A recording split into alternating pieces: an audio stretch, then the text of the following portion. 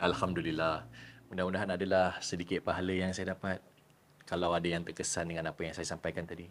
Kalau macam tu Ustaz, kenapa Ustaz tak jadi imam tetap aja kat Surau Kampung ni? Oh, Saya dia dapat rasa kerja kat semua. KL. Saya ada dapat kerja dekat KL. KL tu dekat mana Ustaz? Dekat Madrasah Teras Al-Hikmah. Subjek apa Ustaz? Ustaz, subjek apa? Oh maaf, subjek Islam Contemporary.